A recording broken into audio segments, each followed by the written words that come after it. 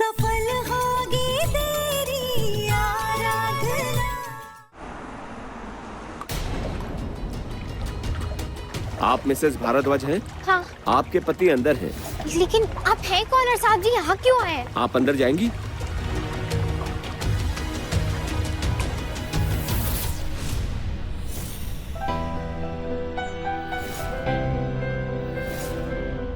ये सब क्या है?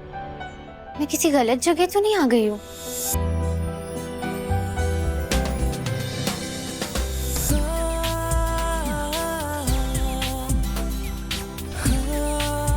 साहब जी आप ठीक तो हैं? मैं बिल्कुल ठीक हूँ, लेकिन हाँ, किसी से झूठ बुलवा के तुम्हें यहाँ जरूर बुलाया गया है। अकेले में मैं तुमसे बात करना चाहता था। घर वालों से तो यहाँ पे सिर्फ तुम हो और सिर्फ मैं हूं।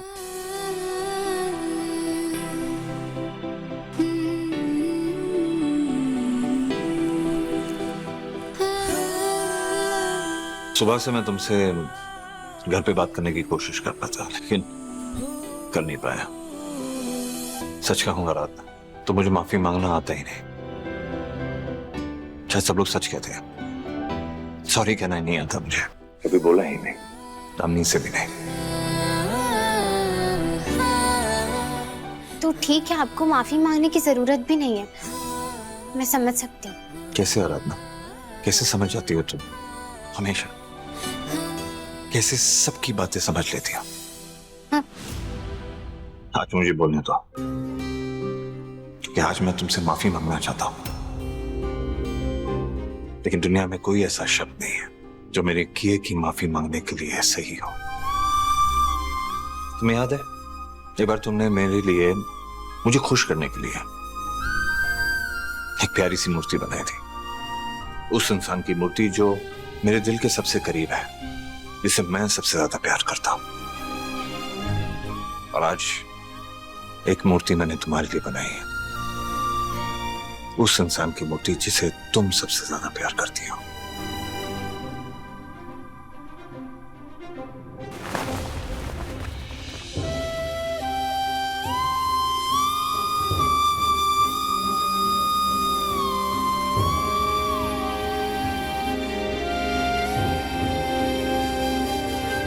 वैसे देने को तो मैं तुम्हें बहुत कुछ दे सकता था आराधना, लेकिन मैं अच्छी तरह जानता हूं कि तुम उन लड़कियों में से नहीं है जिन्हें कपड़े, गहने, बाकी चीजें।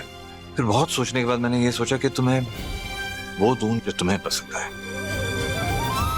देखो, मैं तुम्हारी तरह टैलेंटेड मूर्तिकार तो हूं नहीं, लेकिन हाँ, शुरुआत तो मैंने ही की थी। इसका ढांचा मैंने बनाया था। उसके बाद ऑब्वियसली मुझे मूर्तिकार की जरूरत पड़ गई।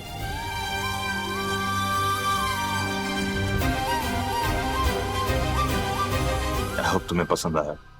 ये सिर्फ मेरे सॉरी कहने का एक तरीका है। ऐसी बहुत सारी गलतियां हैं जिसे मैं सुधारना चाहता हूं।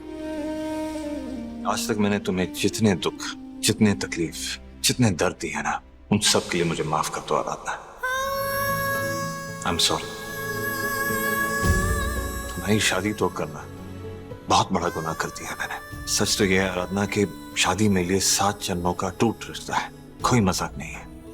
इस रिश्ते को निभाने का बस एक और मौका देता हूं। पूरी जिंदगी, पूरी शिद्दत के साथ 7 जन्मों तक ये रिश्ता निभाऊंगा।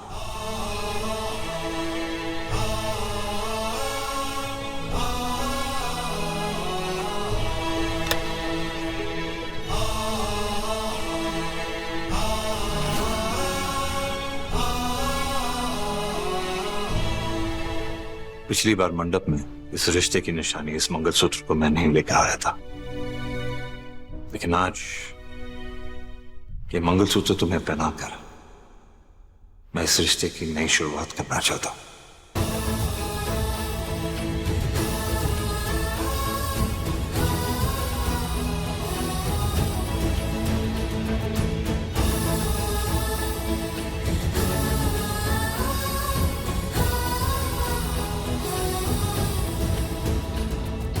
नहीं साहब जी, नहीं साहब जी, नहीं साहब जी।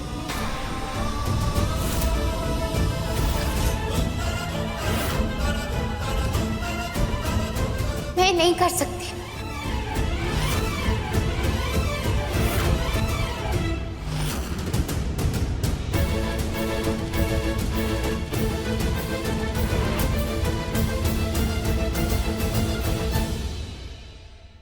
आपसे कहा था कि आप मेरे साथ रहे या ना रहे, लेकिन मैं इस शादी को हमेशा मानूंगी। लेकिन आप पर इसे निभाने की कोई जबरदस्ती नहीं है। लेकिन तुम नहीं साहब जी, अभी आप माफी मांग रहे हैं, इस रिश्ते की नई शुरुआत करना चाहते हैं क्योंकि जो कुछ हुआ उसके लिए आपको बुरा लग रहा है। मेरे दर्द, मेरी तकलीफों के लिए आप खुद को दोषी मान रहे हैं, इसीलिए मेरे दिल को तसल्ली देने के लिए आप ये सब कर रहे हैं। लेकिन गलत हालातों के लिए आप खुद को दोषी मत मानिए साहब जी। और आप कह रहे हैं कि आप इस रिश्ते की नई शुरुआत करेंगे, इस शादी को निभाएंगे, और मैं जानती हूँ कि आप इसे निभाएंगे भी। पर ये कैसी शादी होगी? देविका ने हमारी जिंदगी में आकर मुझे एक बहुत बड़ी सीख दी है।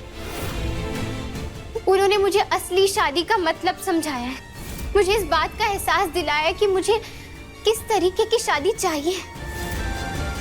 याद कीजिए साहब जी, जब देविका हमारी जिंदगी में आई थी तब आपने क्या कहा था? इस घर की बड़ी बहू को जितने भी हक मिलते हैं वो सारे हक तुम्हें मिलेंगे। मेरी पत्नी होने का दर्जा भी तुम्हें मिलेगा, लेकिन मेरी पत्नी होने के बावजूद भी मैं तुमसे प्यार कभी नहीं कर सकूंगा।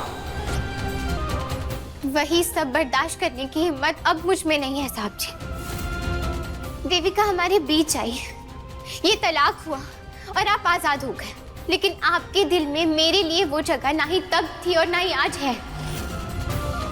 आपने मुझे अपनी पत्नी के रूप में ना ही पहले कभी देखा था और ना ही आगे देख पाएंगे। हाँ, मैं मानती हूँ कि आप मुझे विनायक की माँ के रूप में इज्जत देते हैं, मेरी परवाह भी करते हैं, लेकिन आप मुझसे प्यार नहीं करते।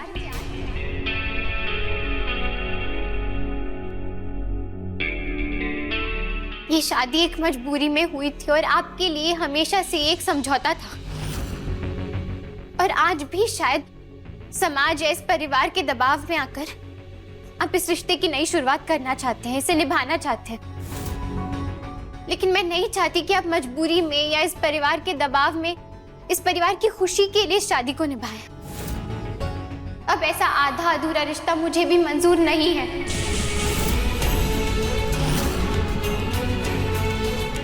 पति पत्नी का रिश्ता सिर्फ नाम का नहीं होता है। अगर आप चाहते हैं ना, तो आप अपने तलाकनामे को अदालत में दाखिल करवाकर मुझसे हमेशा के लिए छुटकारा पा सकते हैं। लेकिन अगर आपको इस शादी का मुखौटा पहने रखना है तो फिर वो आपकी मर्जी होगी। लेकिन एक दूसरे के सामने हम हमेशा सच ही बोलेंगे। अगर आपको ये रिश्ता चाहिए तो दुनिया के सामने ही रहेगा, लेकिन हमारे लिए नहीं। मैं आज के बाद कभी आपके कमरे में नहीं रहूंगी। मैं आपकी मर्जी से, आपके हिसाब से सिर्फ इस रिश्ते को निभाती रहूंगी। अब कोई मजबूरी नहीं है, ना ही कोई समझौता है और ना ही कोई बंधन है। तो आप अपनी मर्जी से अपने लिए ये फैसला ले सकते हैं, और मुझे आपका हर फैसला मंजूर रहेगा।